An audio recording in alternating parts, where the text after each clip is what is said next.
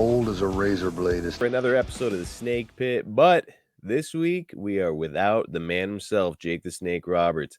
As many of you know, if you watch AEW, Jake was back at TV last week, and so we were unable to set up a recording time. And so as I was watching it, it occurred to me, Jake is now aligned with LFI there in AEW. So there's never been a better time for us to revisit kind of the genesis of that group coming together. I think it was Tony Khan himself said that he brought that group together because of what Jake did 30 years ago in AAA. And guess what? We covered that right here on the podcast. So today you're going to get the comprehensive version of Jake's time in AAA from 1993 to 1994. It's 2 episodes, and we're going to put them together so that you guys can really kind of get the full story on what Jake was doing during his time with AAA. I hope you guys enjoy the episode, and we will be back here next week with a new episode right here on The Snake Pit. See, I am here to talk about AAA. That's right, folks. We are talking about Jake's brief but very eventful stay in AAA. And man, there's so much to talk about. You know, I referenced it last week and I was like, yeah, we're going to talk about AAA next week. I didn't realize, as usual, that there's going to be so much to discuss. So we got to break it into a couple episodes. So, man, I'm excited. I don't know about you. See, very excited. Man, I can tell already this is going to be a fun one. Oh, yeah. I'm going to get in a lot of trouble. Well, that's what we're here for. We'll make it happen. All right. Before we start, I would like to just give the setup to everybody about so we can kind of paint the full picture of what's going on here in your career. So, following WrestleMania 892, of course, you're finished with the WWF and perhaps not on the best of terms afterwards. And you head down to Atlanta for WCW, and that's a bad experience. It doesn't last very long. And so you're coming off red hot angles in both of the biggest promotions in America. You're considered a huge star at this point, and now you kind of got burnt bridges at these major promotions.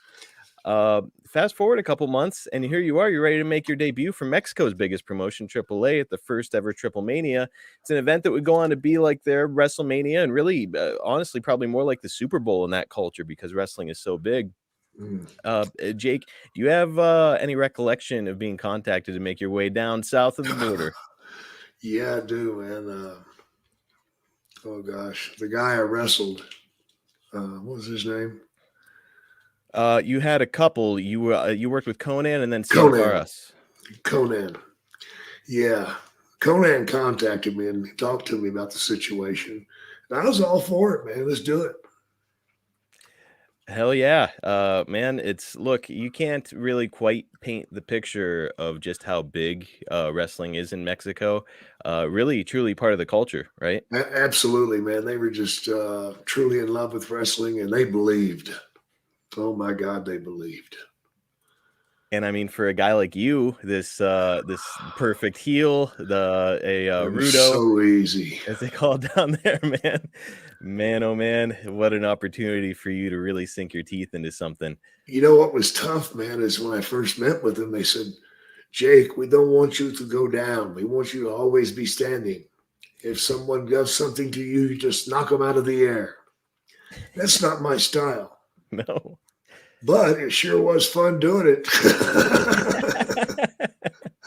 Because I'd swat them like flies and they'd just go flying around the ring, man. You know, we mentioned it on the podcast before. Kevin Nash credits you with learning how to be a big man. And I think that he may have been referencing it was either this or some stuff he did in WCW when you were working against smaller opponents, where it was like always kind of teasing going down, but never quite getting there until like the very end. So yeah, to this day, Kevin Nash says like, hey, look, I didn't really know how to do it until I watched Jake do it. Yeah, I appreciate you saying that, man. I really do. What was your first interaction like with Antonio Pena, the owner of the company? It was okay. You know, I mean, the language barrier caused a lot of problems. But they gave me an interpreter, and we became friends. And so after that, we were all right. Man, it's I can't even begin to imagine. There's a lot going on. And yeah, one of the videos that we're going to be watching this week, Jake, it's there's maybe a little miscommunication while we're out there, and we'll get your take on it here Okay. shortly. Jake, had you ever worked in Mexico previously? No, gosh, no, I hadn't. I did not know anything about the way they did things down there. And Oh, they do a lot of things that I just don't like okay, like at what? all. The way they throw each other into the ropes and stuff, and just, simple things, but they just make a cartoon out of it. Mm. And I hated that. The way they throw people off. And if we see one, I'll tell you. Okay. Yeah, it's like look, it's a lot of people compare modern wrestling today to Cirque du Soleil, Yeah, and absolutely. I think that a lot of the influence certainly came during that WCW era when actually Konnan was bringing in a lot of Yep. cruiserweights, and next thing you know, it's everybody thinks that that's the new standard in professional Everybody wrestling. thinks that you got to do it that way. That brought all the little men in. Yep. We'll reference Kevin Nash one more time. He used to call them vanilla midgets. Guys who were like Midgets. below 6 foot tall. Yep. It's funny. So you had gone over there though, kind of just crossing the border as a youngster, right? Yeah, as a kid, I did. Yeah. Okay. Now, did you have any anxiety at all? But I mean, because look, we hear all these things about when you go to Mexico, and especially in Tijuana, where like you don't just have to watch out for criminals down there. Sometimes the police will come and take advantage of them. Yeah, absolutely, man. They're crooked as shit down there, man. I know. I took a bus trip with all the guys, and we got pulled over by the army. And they came on the bus and they said, "We know that you have drugs on the bus, and we want them." And nobody had anything, so they just stood there. And after like an hour and a half, they said, "Maybe there is a way that you can continue. You pay the fine now, and we let you go." So they talked to what's his name, the owner, Pena. Pena. He pulled out some fucking money, man, and gave it to him, and they left and let us go. Man, I've heard the horror stories about Americans going down there to have some Yeah, fun, and man. like police will take you to an ATM and make you just take out all your money and give it to them. So Absolutely. it's look, it's I love Mexico. I've been there a couple times. It's Beautiful a culture, different but world down there. very, very different world. I mean, so any anxiety when you're going down there? Like, yeah, man, I don't know what I'm getting Yeah, myself into. especially the first trip, man. I went down there and I asked one of the guys to help me find some Coke. Hmm. And he says, "No problem. Go back to your hotel room." So I went back to my hotel room. And after about an hour, there's a knock on the door. And I look through the peephole and it's the cops. I'm like, "Oh my God, I don't even have anything yet." So I opened the door and they went, "Here you go, senor." And they had something in their hands. What? "Here is your thing." I'm like, "What?" And finally, he just reached my hand and put it in my hand. And I look at my hand and it's Coke. I'm like, "That's not mine. You just gave that to me." He's like, "Shh, be quiet." And I shut the door and I'm looking at the fucking people like, "Oh, they're going to come back in now and bust me. Oh my God, what should I do? Should I flush it down the toilet?" Thank God I didn't. Man, Scared the hell out of me, man. absolute insanity. I mean, talk about a different world. I mean, you're going from WWF, WCW, and now like, man, Yeah, this is a pretty different thing you're doing here. brother, it was like a step back into the Middle Ages. Incredible. And look, it's let's paint the picture a little bit more about just what a big deal this was. We've got this from the May 10th, 1993 Observer. The media nationwide reported the crowd at 62,000 people, which will be the number the show will be associated with forevermore. The media coverage was similar to a world boxing title fight or the NFL football game in the US, to the point that Cien Caras and Konnan were on all the network newscasts the day of the show, and the top rated news magazine, the show in the country, equivalent to 60 Minutes, ran a feature on the card the last week. So, I mean, look, to say that it's a big deal down there, I mean, this is a It's, wrestling event, yeah, a- it's crazy, man. and it's getting on the equivalent of 60 Minutes, just madness. Yeah. Now, you said that Konnan had called you. Were you at all familiar with the red hot feud that No, they had going on? no, not at all. And so when he called you, that's the first time you're ever talking to this guy. That's right. And you had no idea what kind of a star Konnan was? Nope. Well, let me put it into context for our listeners. He was like Hulk Hogan in their culture to our culture, but like way, way bigger. Yeah. To the point where he's in movies, he's on TV, he's got music, magazines, radio. The guy was driving a Ferrari apparently at the age of like 21. So like to say he was a huge star and successful just does not Yeah. even begin to cover it, right? No, it doesn't. And I mean, here you are, Jake. You're done with WCW, WWF, but now you're in this other promotion, and you're about to be rubbing shoulders with this guy. I mean, pretty awesome opportunity. Yeah, I didn't have any idea how big of a star he was till I got down there. And the only way I could play it up is like, yeah, you're a big star in the city, you know.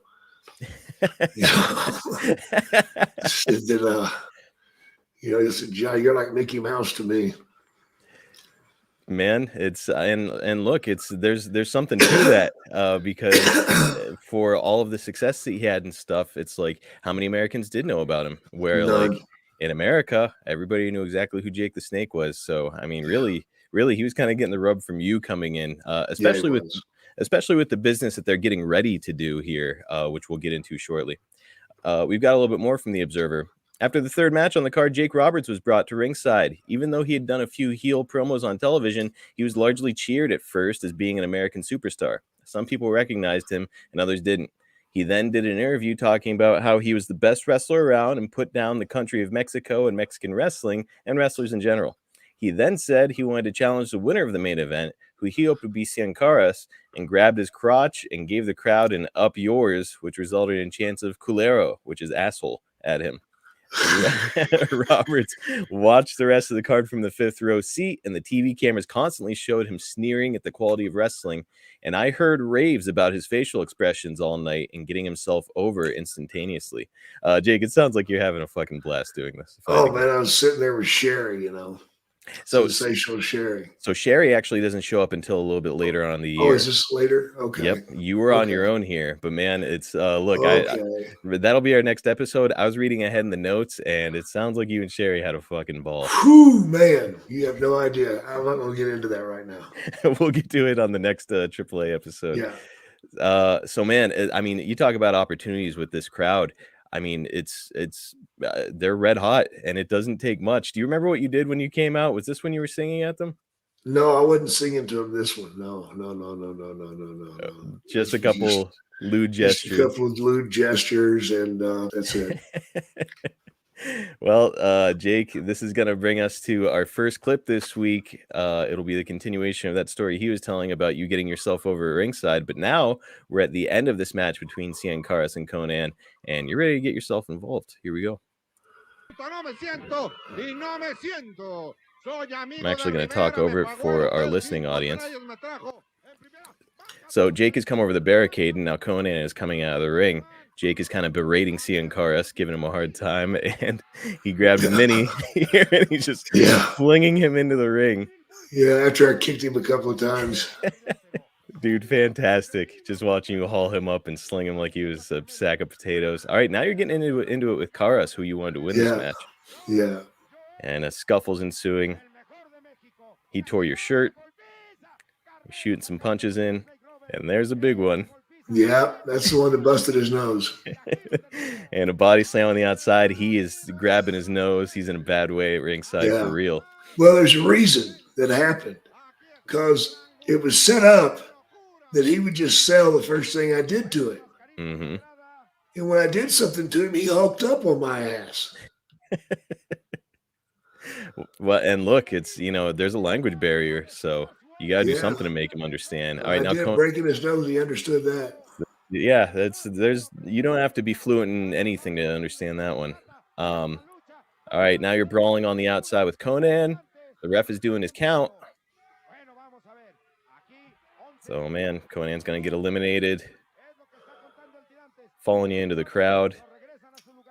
Jake going into that crowd fucking took a giant nutsack.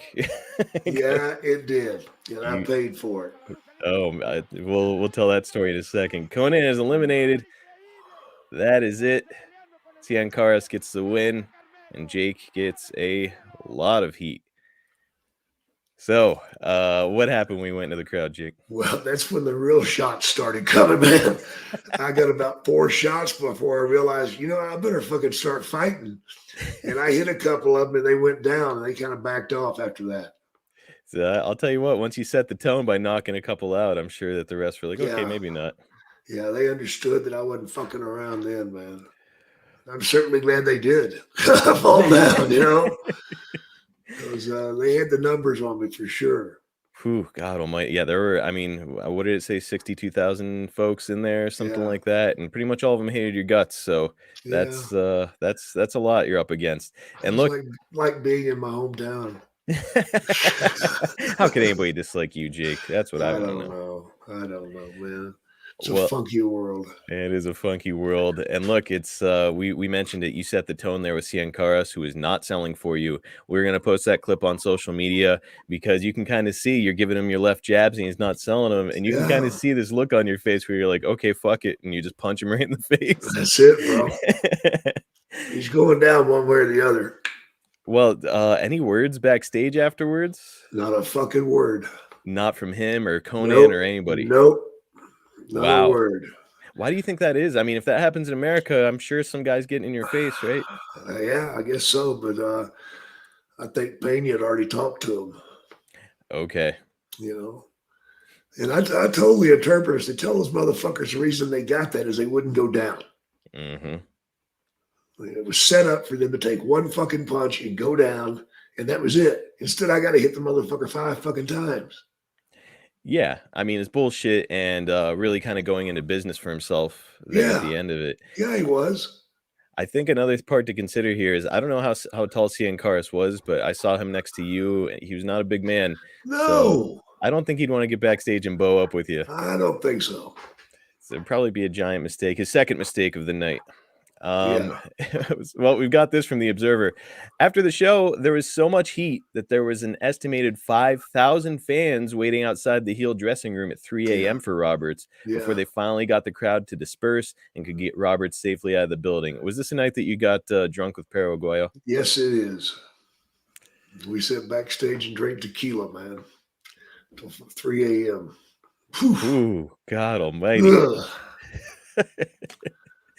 Did you ever drink tequila again after that experience? Yeah, sure. Ugh, I don't know if I'd be able to. One full night of Dude, it. I'm a drunk and an addict at the time, man. It was just a good night for me. Oh, okay. Well, now, Paraguayo, he's a veteran himself, been Yeah, in the business for a long time. I think only yeah, a little bit older than you, yeah. but pretty cool that you're getting to rub shoulders with some of these legends down here. Did you know anything about him, or was it just like, No, I just knew he was a star. okay, and you're like, hey, here's another guy who's nice. I'll hang out with him. Yeah, yeah. He didn't speak a word of English either. Well, you guys had a job ahead of you getting rid of all that tequila, so it's all right. You don't have to talk We for worked on it. that. Well, I don't know. Probably a weird question, but I think it's worth asking. I'm gonna guess that this night you probably didn't go out. It was pretty late by the time you wrapped up at No, the building. God Uh, no. I think I got the hotel at 4:15. Ugh. But as your time in Mexico continued, do you go out and enjoy the nightlife at all, or I not so can't. much? Because of I the heat. can't. The heat, man. Anywhere I went, people start talking. Man, I'd start hearing them buzzing. Then all of a sudden, there'd be 5 of them. Then there'd be 10 of them. Then there'd be 20 of them. Then there'd be Oh my 40 God. of them. And now I'm like, holy fuck, let me get in one of these stores, man.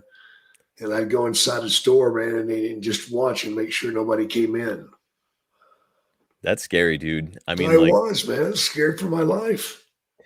I don't know if in that circumstance, like, can you say like, "Hey, who wants a picture?" or something? I don't speak their fucking language, Oh man. my God. Oh God. Yeah, that's bad. That's a rough scene. Yeah, And it was, you're an man. American down there, and they know that you're famous, and so I'm sure most of them are also thinking like, "Hey, fuck this guy. He came into our country. We hate him." But also, I wonder if he's got some money on him. Oh yeah, yeah, exactly. Whew. Yeah, Uh, they told me not to wear a lot of jewelry and all that shit. So they warned me about that. Man.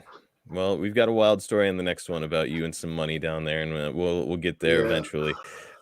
So at this point, were you told at all that you'd be coming back, or was it still kind of up in the air? No, I knew I was coming back. It was just the beginning. Okay, but you hadn't signed this. These are all handshake agreements, right? Yep. All right. Well, in early June, AAA begins announcing you for upcoming matches with both Konnan and Karas, which is interesting because Karas was the heel, but you did, I guess, break his fucking nose. Yeah. That'll turn him babyface, I guess, to a degree. Yep. It Um, did. and that match was scheduled for June 18th. However, the June 28th Observer had this to say. For reasons I'm not entirely clear about, the Jake Roberts Cien Caras match on 6/18 never took place, nor was it advertised during the last week. I do know that Roberts has yet to be paid for his appearance at Triple Mania back on 4/30 and wanted to be paid in advance for returning to Mexico. Any truth to this? Yeah. So what's that like? They were slow with the money, man. They put you off and put you off and put you off, and I just don't play that game, man. So I said, fuck you, I'm staying at home. And they told me they'd pay me when I got there. I said, no, it's not good enough. I mean, good for you, dude. You gotta stick to your guns and protect yourself. And Fuck yeah. I mean, not just in Mexico, but really, it's like, for years now, you've enjoyed this stable income from two of the best known organizations in the world, and now all Yeah. of a sudden, you're kind of striking out on your own with these handshake deals. And now, Yeah. let me be clear: I'm not saying that Pena or AAA were trying to fuck you out of money or anything Oh, I like that. will. I will. Okay, They were okay. trying to fuck me, period. All right, Jake will say it. But yeah, sometimes folks just don't pay you. How did you feel about going out on your own here after years of this stable income? Well, I was okay with it, man. And then the first rattle out of the box, these guys start playing a game with me. And it infuriated me. It really did, man. It fucking really pissed me off. Did Said, I fuck mean, you, I'm not coming back. incredible that they wanted to book you again following all this, Oh, because man. sometimes that shit gets contentious, but really, in reality, you're probably the hottest heel of the territory scene in quite a while, right? Absolutely, man. How did Uh, they get you to come back? Did they they paid me. they just sent you money? They sent me a lot of money. Okay, well, that'll usually mend fences. Yeah, yeah. They sent me about twice of what I was expecting. Did you, following that, did you trust Pena? I told him from then on I wanted my money before my match. I think that might be in the notes here coming up. I remember reading Yeah, that somewhere, which honestly makes all the sense in the world. yeah, Well, Jake, also at this time, you're doing John Arezzi's Far East tour. You're working for WWN, Big D in Texas, the WWA. You're scheduled for a return to Japan, and apparently you're drawing some really, really big crowds along the way for a lot of these organizations. absolutely. Are you getting burnt out with all this traveling, or how do you feel about it? No, gosh, no, it was easy compared to what I did in the WWF. Really? Oh God, yeah, So let's give the fans a little context here. He had to go to like Australia and yeah. Manila and places like that, Singapore, Singapore, and then not to mention what he's doing in America. He's bouncing yeah. coast to coast, Texas, Pennsylvania, all over the map. But he's like, nah, no, this is way easier than the WWF. It was, man. So man, that is pretty telling. It was.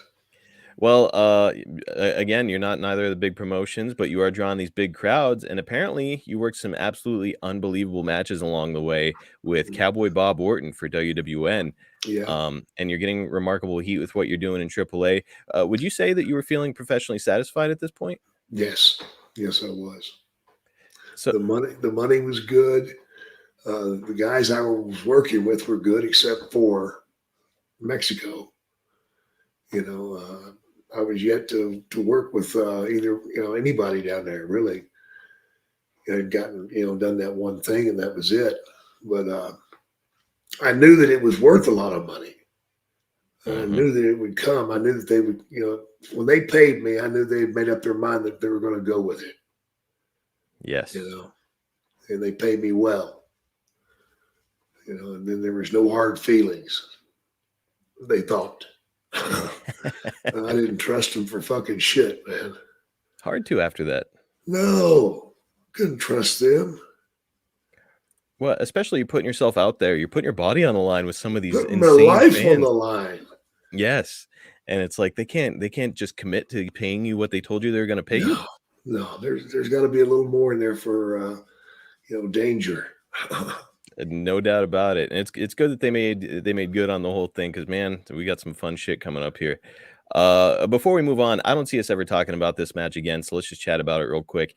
At the time, Bob Orton Jr. is 42, you're 38, and I mean, according to all reports I've been reading about the whole thing, you guys absolutely fucking tore the house down in this match. Yeah, we did, man. You remember the match pretty well, Oh Bob? yeah, oh yeah. I remember why too. Why? We were working for whatever it was called. It was Jim Crockett's who it was. Okay. And we'd all got there, and the Road Warriors are booked for the main event, except their gear doesn't make it. They have no shoulder pads. They have no paint. They have no nothing. They don't have tights or nothing. Oh, God. But a plane's going to land at 9:25.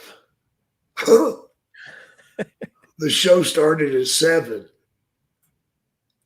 Oh, so Lord. they're asking everybody to put in extra time. So the plane was coming into land when we went to the ring. And they told us, just keep going until we give you the signal. Okay. The signal. Yeah. Okay. That it's okay that the gear landed. Okay. The gear is here. Gotcha. So we went out there and just fucking had a blast, man. Just having one of our favorite matches, man. We put in like 43 minutes. Wow. You know, and we were ready to go for an hour and a half. It didn't matter. Dude, I mean, amazing. And really, it's, you know, again, your body was not in the, like, you weren't conditioned like you were in the WWF at this point. No, so like, how did you muster up all that energy? Oh, it was easy because I had somebody to work with, man. Ah, okay. You know, well, I know when we walked backstage, everybody was clapping and cheering us, you know, and all that shit. And Jimmy Crockett says, "Oh my God, I can't believe it. I haven't seen a match like that in 20 years." And I looked at him and I said, "Yeah, you know why? Because you fired all the fucking guys that knew how to work and went with a bunch of kids that just looked good." Mm-hmm. And he just went, which was the truth. It was the truth. He killed his own fucking territory, man. Yep. It's true. And look, again, Orton's 42, you're 38. I mean, you guys aren't spring chickens. You're both veterans in the business at this point, but still you're prime, man. You're working circles around everybody. Yeah, it was easy, man. Yeah, and you know, falling off a horse. Just like falling off a horse. Yeah, you fall off of it and you get your ass back up and keep going, man. Well, and look, you know, I say that you're not spring chickens. You know, Conrad is famous for referencing AJ Styles and his age all the time. I think AJ is like 44, 45, something like that, and at the top of his game. So really, age is really just kind of a number in this business. It is a number, man. Depends on what you've done to your body and how you're taking care of yourself. Yep. You know, Bob was certainly capable to go an hour easy. So was I. Why don't you think that Bob got another opportunity in one of the big people promotions? were scared of him? For what? When he drank, he got pretty wild. Ah, okay. I gotcha. That's his business, though. Well, now you yourself, again, we said it, you're drawing these big crowds, and you said you're making some really good money along the way. Yeah. At this point, is there any hope in your heart that you'll get back to WWF or no? I didn't care at the time whether I did or I didn't. With the money you're making and the reactions you're getting, it wasn't on my mind, man. Good for you, man. Well, the July 12th Observer, it's announced that New York attorney Ron Skoler signed a deal to start a new promotion called the International Wrestling Council, which will largely be an American offshoot of Mexico City's AAA promotion, since AAA promoter Antonio Pena will be the booker and will supply the talent, while the promotion would also use American performers. This partnership leads to just a shocking sellout at the LA Sports Arena, Jake. It features yourself and Caras in a triangular match for an event called La Revancha, which means the revenge. So I'm Italian. I don't know how to say this shit. See. Man, this arrangement is a really, really big deal. Now that you and Pena have kind of mended fences, are you like, hey, okay, I think I backed the right horse here? Yeah, it was good, man. And doing this thing, man, it was a lot of fun. Got to go out to LA, and they sold out in minutes. Yep. In minutes. It was crazy. I mean, it blew everybody's fucking mind. And then to go out there and perform in front of the people and do what we do, it was a blast. I know I had a great time during the match. And Diamond Dallas Page was my second. Yes. You know, and I told him to wear his fur coat, which got pelted with everything you can think of, man. They threw pecani sauce on him. They threw beer on him. They threw nacho cheese sauce on him. They battered him. They threw fucking batteries at him. He took a fucking beating, man. I mean, a real fucking beating. Then we had to fight our way out of the ring to the dressing room. Now, when you get back when you get back to the dressing room, is Dallas all over you like, you motherfucker? He's like, God damn, man, what the fuck happened out there? I said, nothing fucking happened. And you know why it happened? Pena, where are you? And I started screaming at Pena, you know, for not having security for us. Ah. And he's like, oh, I'm so sorry. And I fucking picked up a chair. I threw it. And I said, Dallas, take that fucking coat off and come with me. Where are you going? Back out to the ring. Well, everybody had thrown all their shit, so they didn't have anything to throw now. Oh. So we just walked to the fucking ring, got back in the ring, beat the shit out of them again, fucking slammed them, and fucking walked back to the locker room. That was fun, man. Man, underrated way of thinking, because I know that I would be like, I'm not fucking going back out there, but really, you're right. Man. They threw everything they had. What can they do? They didn't have shit left, man. Just amazing. I mean, Jake, did you have any inkling that AAA would do this incredibly, insanely well in LA? No, I didn't think it'd draw shit, to tell you the truth. How could you? You're going into the WWF's building, too. Mm-hmm. You know, that's their building. Yeah. And to try to draw a crowd. Well, guess what, folks? They drew a fucking crowd. Dude, a record crowd. And actually, but the record doesn't last all that long. Actually, maybe something like 2 days. Here's the some information from Meltzer on it. The SummerSlam crowd broke the year's previous largest crowd in the country, set 2 days earlier by AAA's La Revancha, the Revenge show in Los Angeles Sports Arena. A sellout crowd of 16,742 fans paid $243,000 for the show. Headlined by a triangular match between Konnan, El Barbero, Jake Roberts, Cien Caras, stemming from the angle at Triple Mania. Jake, it's reported that 8,000 fans were turned away. Yeah. I knew that a lot of people have been turned away. So if that building had a better capacity, holy shit, that would have been You'd probably done 30,000, 40,000. Man, really cool. Are you seeing this turnout and just hoping you can continue to, like, are you like, hey, maybe I can get a contract with these folks, or what were you thinking? I just wanted to keep rolling, man. I remember that real well. Just, God damn it, we've got it going. Let's just keep going. Because I knew they were going to go into New York too.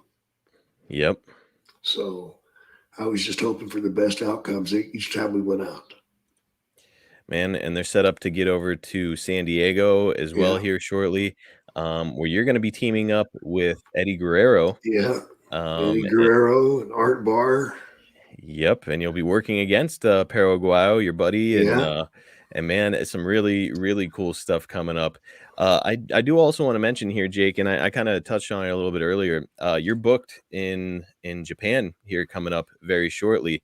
We'll talk about it more on the next episode, just because chronologically that's how it goes. But after having been in Japan already here and not having great experiences, it's like, well, fuck, I'm going back. Yeah, money's money, man. No matter where you get it. And Hogan is on these cards wrestling against the Great Muta. So man, so you want to talk about an opportunity? This is it. Yep, it was good times, brother. I'm looking forward to talking about that. Yeah. Let's get to the match. Cien had the first crack at Konnan, and he submits, which leaves you to square off with Konnan. I've got the final couple minutes for the next clip here. Fauleando, ve usted, 2 veces. Vamos a verlo. We got a replay, and Jake just absolutely hammers Konnan in the ball sack. Lo dejaba pasar. It was an accident. Ahí el tropicazas. Pero este Snake Roberts volvía a hacer Picks de him las up for an suyas. Va a atomic usar la manera drop de and cargarlo goes back to y the proyectar nuts. ese Konnan rodillazo a la zona gonna need an ice prohibida pack y se after this dolía one. terriblemente Konnan, y con muchísima razón. Por Televisa desde Los Ángeles, la 3 veces estelar AAA. Bueno, y así terminó la contienda. There's your buddy Dallas at ringside with you. He's got on that vest. Yep. También está regocijado al igual que Konnan is named the winner because you absolutely devastated his balls. Oh, well. Así es, y bien merecido este Konnan, supo defender bien la acción, a pesar de que fue a apoyar a Carmelo Reyes Cien Caras cuando lo traían en rebatinga enorme. All right, now you and Dallas are ringside. He's kind of like helping you along. Yeah. You're talking shit to the crowd. Yep. And you just got hit with something. Nachos, apparently. Yep.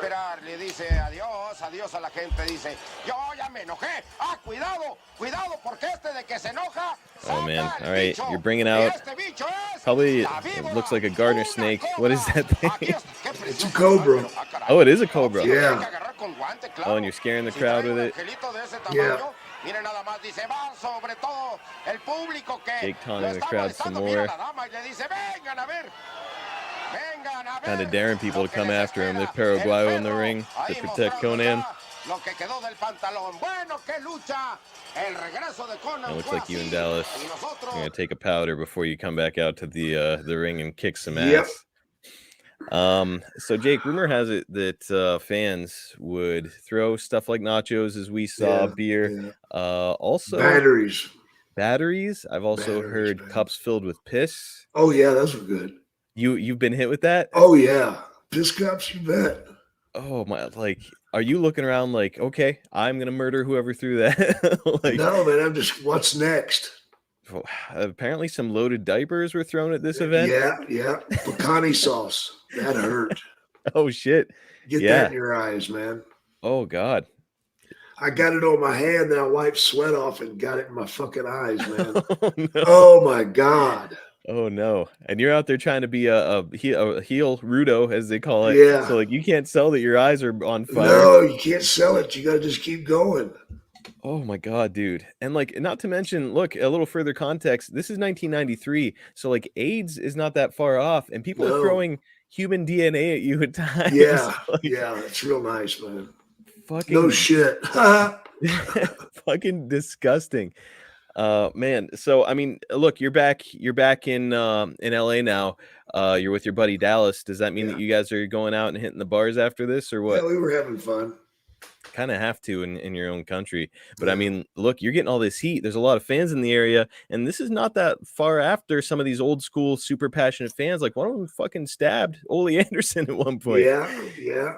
So like I've been cut. Oh, that's right. Wasn't there like a grandma or something who came after you? Yeah, your fucking grandma cut me. The Holy box shit. cutter. So you got to knock that old lady out. I did kick her. There you go. A parting shot. Once she was down. Well, you got to keep your heat too. I put the boots to her. Did you see any of these fans like brandishing any weapons or anything like that? Any trouble in LA? I didn't see it, but I'd see it coming out of their hands. God, go back and watch these videos. We'll post what we can on social media. And actually, I don't know who has the rights to these. I suppose it's AAA, but they're just out. They're just out there. Yeah. So Google it. Google this stuff. You'll be able to find it really easily. But you can also find it on our social media page. Again, your buddy Dallas is there with you. I have to assume that you got him booked on this. Yeah. Man, cool to see the two of you guys doing this, and we are far from done with the story. We're far from done talking about DDP. We've got more to talk about with Eddie Guerrero. We're going to be talking about you working in Japan, not only with Eddie Guerrero again. I think he's under a hood out there this time, but also you're working with Dean Malenko. Yeah. Man, on loaded cards, just really incredible stuff to talk about. And of course, we're going to get to the infamous hair versus hair match at the second Triple Mania between yourself and Konnan. Jake, one last question before we start to do our outro. At this point, you're getting pretty familiar with Konnan. What do you think of him as a guy? He's all right. Yeah? He's all right. Yeah. I had no problems with Konnan.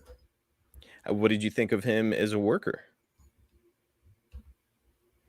Next question. Not quite your style, right? Not quite my style, no. Right. He'd been wrestling their style for so long, man. It just didn't. It was hard to match it up. But once we got together, it was okay. You didn't feel like you were too out of sync once you got in the ring with him? Well, I was still able to do things. Well, We definitely weren't in sync. Look, this is his promotion. He's the biggest star in the promotion. Yeah. When you get out there, are you taking charge and like, I'm leading this fucking match? You're fucking right, I did. Are you kidding? Yeah, I did. I've heard that he can be a polarizing guy, and he's very not afraid to express his opinions. No. Does he give you any shit when you're saying I'm leading this match? Not at all. As well, he shouldn't. He let me roll with it. As well, he shouldn't. Not only are you older, not only do you have more experience, but really, it's look. You're let's face it. In this country, you're a bigger star. Period. Yeah, absolutely. Okay, guys, let's take a break in the action to talk about one of my most favorite sponsors. This is a product that I use literally every single day, and I am always going to be a customer for these guys because they have gotten it right. We are talking about Mando and their incredible line of deodorant products. Guys, if you've not tried it, right now is the time because we've got a very special deal for you on this amazing product. What makes it so amazing? Well, we've talked about it before. You can put this product anywhere on your body, any stinky crevice that you have, your jewels, your feet, your crack, anywhere you've got issues, Mando has got you covered. What I personally really like about Mando are the scents that they use and the fact those scents do not wear off. You guys have already heard me a bunch of times putting over their great products, most specifically the acidified body wash with the bourbon leather scent. My goodness, that one is amazing. And if you have not tried it, I'm telling you, you're missing out on something incredible, and so's your partner for that matter. But that's just the tip of the iceberg when it comes to Mando. We're talking about their Mount Fuji scent for their smooth, solid deodorant that they have. It's 72-hour odor control. 72 hours where you're not going to smell terrible. Come on, you know you've got to try this. They've also got an invisible cream deodorant. It's got a little bit more of a subtle smell to it, but again, 72-hour odor control, and you can put it anywhere on your body. And then finally, one of the ones that's going to come in clutch for you if you're going to the gym, if you're just working out like I am. If every once in a while you forget to put on some deodorant and you're out and about, you've got to get the deodorant wipes from Mando. These things smell amazing, and when I say that they work, I'm saying that they've got you covered from head to toe. Again, it's a whole body deodorant. It's safe to use anywhere on your body, from pits, balls, thigh folds, belly buttons, butt cracks, feet, wherever. If it's on your body, you can use Mando there. The best part is you can trust it. It was created by a doctor who saw firsthand how normal BO was being misdiagnosed and mistreated. And there are options. You've got the solid stick deodorant that I talked about, formulated and powered by mandelic acid to stop odor before it starts, or the spray deodorant, which is aluminum free and ideal for hard to reach places. We're not just talking about aluminum free either. All products are also baking soda free and paraben free.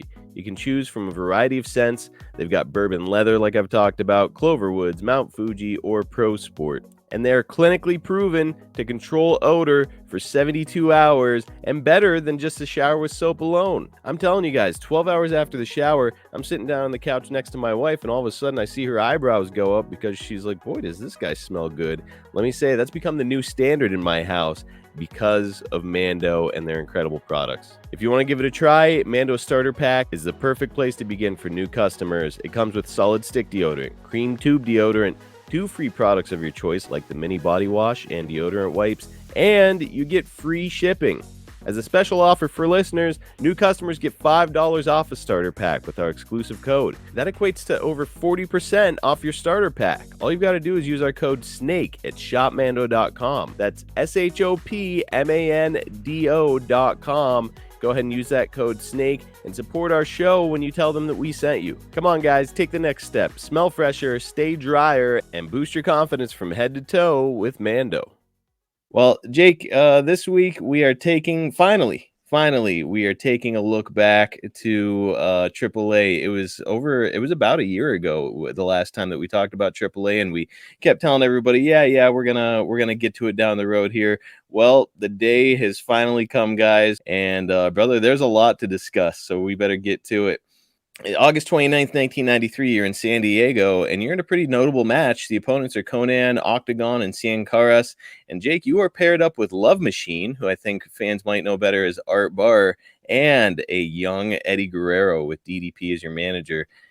Jake, let's start out with Art Barr. He was close friends with Roddy Piper and was said to be a fantastic performer who was on his way to superstardom when he would pass away just about a year after this in 1994.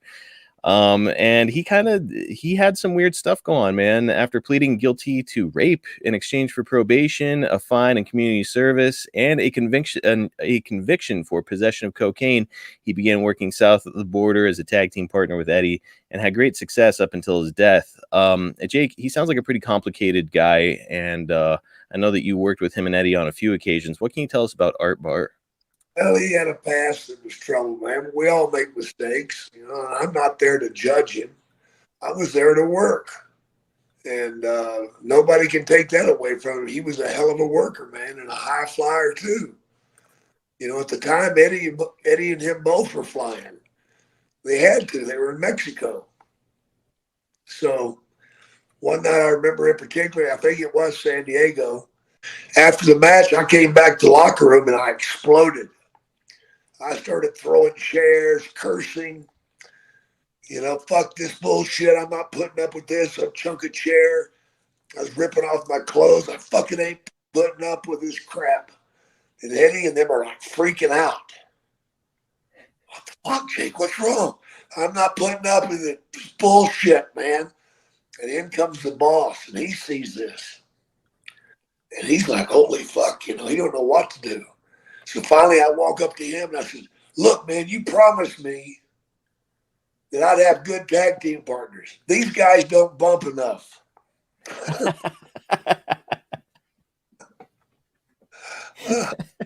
So he looked at them and said a bunch of shit in Spanish and their head dropped. And after he left, they said, fucking Jake, you fucking asshole. Fly like fucking pigeons now. I told them they were taking low bumps. That's right. We need some top rope, down to the outside type bumps. Let's do it, guys. Hey, speaking of bumps down to the outside, look, we didn't mention this. Darby Allin took a hell of a bump there through glass, off of a ladder to the outside of the ring. Did you see that bump, Jake? No, I didn't. Brother? No. So they had like chairs set up and like a sheet of glass. Darby's up on a ladder and he's doing like a swanton to try to hit one of the Young Bucks. They move, of course. He goes right through the sheet of glass. So he's coming off of a ladder that's in the ring down to the outside and flat backing through glass. It's holy shit, man. Spectacular stuff, but I worry about that young guy. He goes above and beyond, man. He's that close to being suicidal, man. I don't know what the fuck's going on, man. You know, that's how he lives. You know, and he's getting the most out of it. I was telling him that for sure. Nobody can poke a hole in his shit. I just hope he's walking by the time he's 50 years old. So maybe dial it back a little bit, Darby. But anyways, back to 93. Let's move on to Eddie. His legacy speaks for itself. He's widely considered one of the most gifted wrestlers of all time. What can you tell us about being around Eddie during these kind of early days for him? Oh, Eddie was stuck up to me like a dog smelling meat, man. He wanted to hear what I had to say, man. So I talked to Eddie quite a bit back in those days, man, about working, you know, how to do things, how to do things that make him mean more, you know, and you know, the tricks of the trade I shared with him. And you know, because I'd wrestled with his brothers, you know. Christ, man. I'd been with them too, you know. But Eddie was the one. He was the one. Hector and those guys, they could wrestle, they could do their thing. But Eddie was the one. He was a gift. Very gifted young man. And making the most of things. He really did. But working down there, man, was always an experience because the fans down there, they took shit seriously. You know? Yes, they did. And the lack of security. Of course, it's kind of hard to secure anything when you got 1,000 people or so trying to get to somebody. You know? Oh. It was wild and hairy, man. Dude, terrifying stuff. We discussed on the last time how you were actually trapped in the arena till 3 a.m. one night and like couldn't exactly go out and have some fun. But I think Oh, you'd break those rules every once in a while. We'll be talking about that here in a little bit. yeah. Jake, there's something happened in this match in San Diego that I think that we have to at least touch on. Later on in Eddie's career, he's going to go on to be a baby face who cheats in his matches with WWE. So, for example, he'll throw a chair or something to Kurt Angle in the ring while the ref isn't looking, and then lay down like Kurt Angle hit him. And then the ref turns around and DQs Angle, right? You did that in this match. Yeah. Not with the chair, but it was like you feigned that you got a low blow in this match, and that was the DQ finish. And so it's just really interesting to note that, like, here's Eddie who's kind of picking your brain for stuff, and in this match, you're doing stuff that he would become famous for years down the road. Yeah. He listened, he watched, he soaked it up, and he used it. That's what he's supposed to do. Dude, just genius stuff, and such a cool little footnote here. As we're talking about Eddie, Jim Duggan recently told me that he viewed those smaller guys like Eddie, Chris Benoit, Perry Saturn, etc., as having Napoleon complexes during his time with them in WCW, and certainly they were much smaller than conventional wrestlers of the era. Did you see the superstar potential in Eddie despite his lack of size? Oh yeah, absolutely. Yeah, he had it, man. He had it. Once you have it, man, you're going. It's hard to derail somebody that has it. Great big IQ, man. Being. You can tell the X factor, and Eddie damn sure had it out of the gate. Absolutely. Well, Jake, in September, you are off to Japan, and you're going to make 5 dates over there. You told me before that you didn't have a very pleasant experience in Japan in the early 80s, and now you're back. And listen, I also want to remind our listeners of some of the difficulties of these overseas tours. We're talking about flight and then traveling by bus across Japan afterwards, and then varying levels of accommodations. So, like, it's safe to assume that you got a big payoff, or did you owe somebody a favor? Oh, I got a payoff. Okay. Yeah, a payoff, man. Because I tell you, I hate going over there. I hang up my feet, hang off the bed. Then when I wake up, my feet are asleep. Oh God. And I go to stand up, and I can't stand up. Because my feet are just frozen. They don't move. And all that after a day of traveling and taking bumps. Yeah, those bus trips were a little bit brutal, man. I cannot begin to imagine how terrible that would be to sit on a bus with a bunch of fucking smelly dudes going on to the next town. 7 hours. Oh my God. No, thank you. Get off in a hotel that doesn't have shitters. You got to shit in the floor. You got to shit that little slot in the floor, Oh. I never took classes to aim with my asshole, So sometimes I'd hit the hole, sometimes I wouldn't. Depending on what I'd ate, it really screws up your belly, man, when you first go over there, because you start eating completely different food than you've ever eaten before, and you get some loose shit, Yeah. I sprayed my ankles a couple of times. What can you do? Dude, I didn't even think about that factor. It must have been a fantastic payoff for you to go back this time. Yeah, it was a damn good one.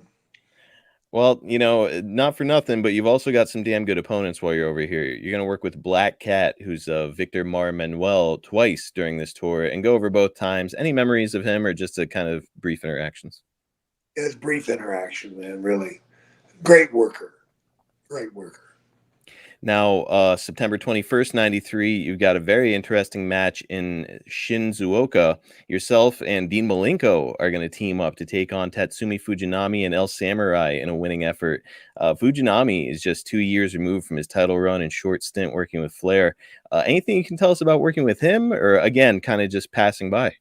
Passing through, man, touching the bases and keep going. That's what it was. I hate it, but that's just the way it was. We just did minor little shit in the ring just to get the match through, and nothing over spectacular happened. but that's just what it was for, And that makes sense. Like, I think a lot of fans are going to say, like, "Oh man, I wanted to hear what he had to say about Tatsumi Fujinami." But like, the fact of the matter is, you're here for 5 spots, and it's not like I'm just going to go out on a limb and say you probably weren't watching the New Japan product when you're back here in the States, right? Not much. I didn't think so. So it's like, what would Jake know about Tatsumi? You might like, did you even know who he was really at the time? Yeah, I did. Okay, so you knew about his reputation, but that's about as far as it went. Yeah, I've never seen him work. Well, I mean, Dean Malenko, he's with you in AEW there, and small wrestler, but wrestled like he was a lot bigger. And in just a couple of years, he's going to be voted the best wrestler of the year by PWI in 1997. What do you think about working with Dean? Oh, I love working with Dean, man. He's old school. He's old school. He is, and like, man, a damn good worker. He's built at 5'10", but I think he's probably a little bit closer to 5'8". I'm 5'10", and I had the pleasure of meeting him recently, and I don't think he's 5'10". But man, what a technical marvel. Overall, grading him as a performer. I mean, I know that you're from the old school where it's like, hey, look, you better look like a big guy, a noticeable star. Dean is not that, but he's a great worker. I mean, what do you think of him in general in professional wrestling? A guy his size. Great wrestler. He knows how to wrestle. That's the thing. I don't care if the guy's 5'7", 5'8". If he can go out there and fucking wrestle and make sense of it. Don't go out there looking like you're 6'5" or acting like you're 6'5". No. Use your advantage to help your match along. Be fast, be quick, be elusive, be magical. And Dean did that with his wrestling holds. I mean, he knows 1,000 holds at least. He was the man of 1,000 holds, and yeah, man, he was a blast to watch, and he would tell his story. The story being, if he's wrestling a bigger guy, he's going to get you on the ground and stretch you. It's exactly it. Exactly it. Well, look, we're about to go back to Triple H here. Before we do, or AAA here, not Triple H. We're about to go back to AAA, but before we do, I have to ask. Hogan is on this card with you in Yokohama, teaming with Muda against Hawk and Power Warrior. And fans have pointed out the major difference in Hulk's work when he would go to Japan, in that he would work a more technical style. He's bumping more and even throwing like insecurities and shit like that. Why do you think Hulk would alter his style that helped make his name in America? Because that's not what Vince wanted. Vince wanted a certain thing done, certain moves done. Don't do that other stuff. So he didn't. It's, man, if you guys haven't seen what we're talking about, Hulk Hogan's work in Japan, I recommend you go out of your way and check it out, because it is very weird seeing Hulk wrestle that style. Yep. All right, your next big moment in AAA. We've got this from the December 6th Observer. Jake Roberts and manager Sherry Martel debuted on 11/26 in Texcoco. They sat ringside at the IWC heavyweight title match, with Cien Caras defending against Konnan El Barbero. In the third fall, Jake and Sherry distracted the ref, allowing Caras to low blow Konnan and score the pin. Roberts is scheduled to work house shows from 12/1 to 12/5. So, Jake, you referenced it last time. You've got Sherry here with you, and the two of you helped Caras beat Konnan. What can you tell us about the crowd reaction to you and Sherry being there? It ape shit crazy. They went nuts, man. We had to find our way back to the locker room. Yeah. Hell, they had a guy there from, he was a concert promoter for Salt and Pepper. Mm-hmm. And he was there, and that dude was like 6'7", 300 pounds. Man, he got back to the locker room. He didn't have a jacket anymore. His shirt was ripped. He had stuff all over him, because they throw everything from piss to taco sauce to all sorts at you, man. Batteries, hit you with chairs. But hell, I'm right behind Sherry, man. Sherry gets in front of me. She won't let me in front. She's punching some bitches in the face, man. She's blasting them and knocking their asses down. I didn't get to hit nobody. Man, just tough as nails, like unlike any other female performer ever, right? Oh yeah, she was brutal, man. She liked beating up men. She really did. Now, how well did you get to personally know Sherry and kind of the hard way that she came up in wrestling? Sherry and I were really close for a long time, man. When she first got in, we hooked up and misbehaved a little bit, but this was back when I was 19 years old. I wasn't even in refereeing, and yeah, so I knew her from the get go. But she came up hard, man. She came up hard. She had a lot behind the scenes going on with her that troubled her a lot, and from her upbringing. I'm just guessing. I'm saying she probably went through a gamut of issues and relationship problems and all sorts of stuff. But didn't mean she wasn't a good person, because she was. She was a good person. But she's gone too, man, and I miss the hell out of her. She was good people to me and my family, and that's all that matters. Man, it's a lot of us as fans get to kind of hear some of the stuff that she went through, not just in wrestling and how difficult that lifestyle was breaking into wrestling, but also just how she grew up under difficult circumstances. And, I mean, to say that she was a gifted performer, such an understatement. I mean, just gosh, what a talented person. And you and I are going to be talking about Sherry more here as the podcast goes on. Yep. So. From the 321 Observer, although it would only last a week in this position, the largest gate in the United States thus far in 1994 was a AAA show on 312 at the Los Angeles Sports Arena, which drew 13,000 fans and $228,000. The number of fans, which was 3,000 tickets shy of capacity, was slightly less than the sellout the WWF drew in Providence, Rhode Island for Royal Rumble, although with the higher ticket price, the AAA show took in more money live. So you guys are just doing some gangbuster business here. And Jake, you're meeting Konnan in the main event with Sherry Martel and Blue Panther in your corner, and Perro Aguayo is with Konnan. A lot is happening outside the ring while you and Konnan are having a match, including at one point, Sherry is holding Aguayo. Panther charges him with an object. Aguayo moves, and Sherry gets knocked out. It's hilarious because when they put her on a stretcher to remove her, they actually put a sheet over her, like the blow killed her, it sounds like something she would have come up with. It's just really funny. What do you think about having so much action take place outside of the ring, though, while you're working with Konnan? I don't like that stuff, but that's just their style down there. They want to have as much chaos as possible outside the ring, to leave openings for the heel to pull stuff and do stuff and distract the referees and all that. I don't need that. I can do that stuff on my own. But that's the way they do it down there.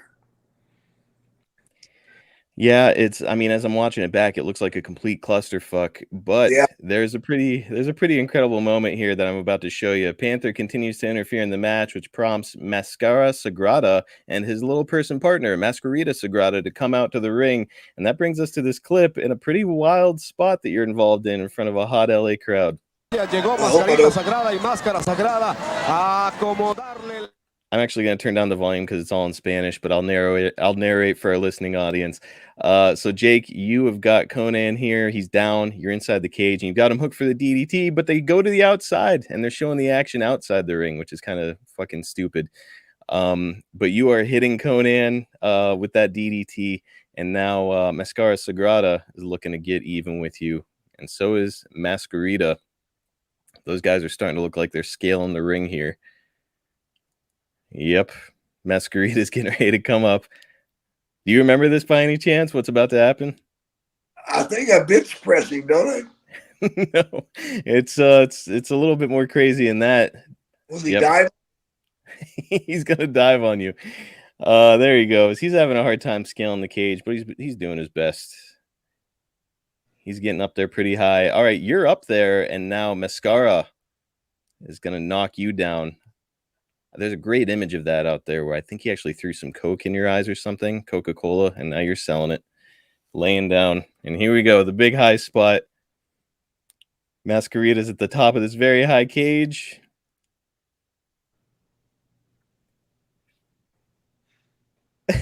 And down he comes on Jake with a splash. Didn't feel it. Well, it's funny you should say that, Jake, because one of the things I noticed, and it's actually something that Meltzer commented on in the Observer at the time, was that you didn't really sell it. You kind of got up right away there. And he was actually kind of selling being hurt. And Jake, I know that you don't do anything without a reason. So what prompted you to say, I don't think I'm going to sell this too much? I can't be selling for him. You know, I mean, I registered it, but the other thing is he didn't hit me with it, man. He landed on his feet first. Yes.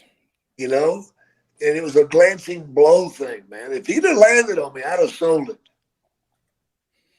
But I wouldn't sell it when he didn't land on me. That is a very good point. And I'm going to post this online so our listeners can see it. So check us out on social media. But he does touch with his feet first, and then kind of his upper body just flops onto Jake. So, hey, that makes sense. He scales over me. Hell, anybody watching can see that. If I act like I'm fucking dead, they're going to say you're a phony fuck. I'm not doing it. Well, later this month, you'll debut with Smoky Mountain Wrestling, which we covered way back on episode 21 of the podcast. So I encourage you guys to go and listen to it. Triple Mania 2 is 3 shows, and you won't be part of the first one, which takes place on April 26th, but you will be there for the second show on May 15th, where yourself, Love Machine, and Miguel Perez Jr. will lose to Konnan, Paraguayo, and Cien Caras. Jake, it sounds like one of the craziest things that happened was actually backstage at this. We have this from the May 26th Observer. At 10:45 p.m. on 5/15, Jake Roberts was lying face first on the ground after nearly being choked out by a panicked snake that was wrapped around his neck. Backstage, in an attempt to revive him, backstage hands poured bottles of water all over him.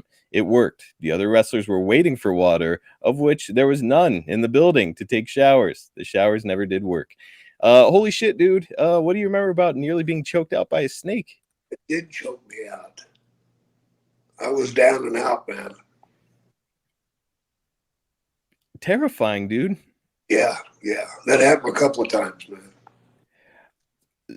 So obviously you've had a lot of experience with snakes at this point. Like, how do you normally get out of it when one of them starts wrapping themselves on you? Well, you have to unravel it, man. You have to start at one end and undo it. Okay. But what happens is you have them around your neck and they feel comfortable. Then all of a sudden you black out. Because they've been squeezing here on the sides, the carotid arteries. They're not choking you. They're just squeezing the sides. And pretty soon you get fucking lightheaded and you go down. Now they cinch up on you. Now that's when they do the kill switch. But no, man, I went down and somebody hadn't got him off of me to kill me. Dude, that is petrifying. And yeah. I mean, the fact that you could have gotten hurt just falling down, and this thing is slowly tightening its way around you. I mean, is there some kind of a way to do you realize he's starting to do it, or by the time you realize it's too late? It's too late. Holy shit. I mean, what's the solution? You hook it over his shoulder and then under the opposite arm? Underneath his arm. Yeah, gotta be. God damn. Get on both sides. If you allow him to get both sides of that carotid artery, you're done. Dude, glad you're okay, because that, as I was reading that, I was like, my God, that must have been absolutely horrifying. But you said it's happened to you a couple of times too. Yeah, it happened that time, and it happened with me in Indianapolis with Steamboat.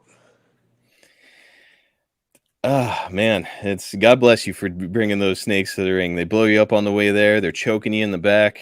Good Lord. Well, the final Triple Mania show is set for May 27th, and according to this edition of the Observer, it was already set for you to meet Konnan in a hair versus hair match. Meltzer would say whomever loses is expected to receive legit the largest amount anyone has ever received for shaving their head. So we're coming to the big story here involving the hair versus hair match shortly. But before we get there, let's fully set it up. What did you think of the idea when it was first presented to you, Jake? Well, I was all for it because I gave them a number and they agreed to it. It's going to cost them quite a bit for my hair. And they agreed to it, but I didn't trust them. I heard some stories where people would get to that match, and all of a sudden the money's not there. So I said, the only way I'll do it is that you give me half up front that I can put in the bank in the States, and then the other half you will give to the person that I have there as I get into the ring. So I got this guy, Scotty Riggs, to go to Mexico with me.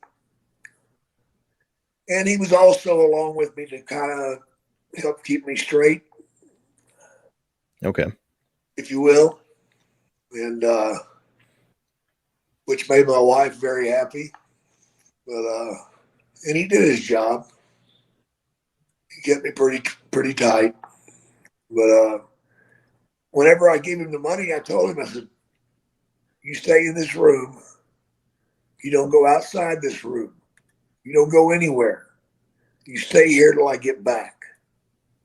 You got it? Got it.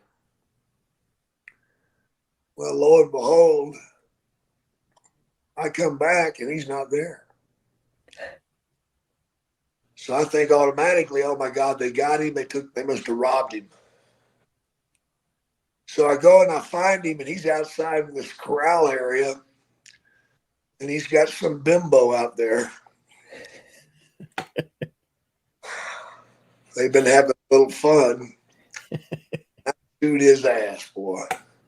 I chewed it. It scared the hell out of me. Yeah. You know, because, man, you're in a different country. You don't know what in the hell they got in mind for you. And the amount of money he had on him was more than the Mexican would make in his, in a year or two. So there you go. Man, so the figure that's always been bounced around, and you can confirm if you want to, you don't have to, but the total $25,000 in cash that you're getting paid out, would you say over or under? A little over. Okay, so 25K is a little bit light. I mean, dude, that is so much money to do this hair versus hair gimmick. I mean, when they ask you to do it, are you aware that this match is a big enough deal, or is that just what you would charge anybody to shave your head? I'll charge anybody to shave my head.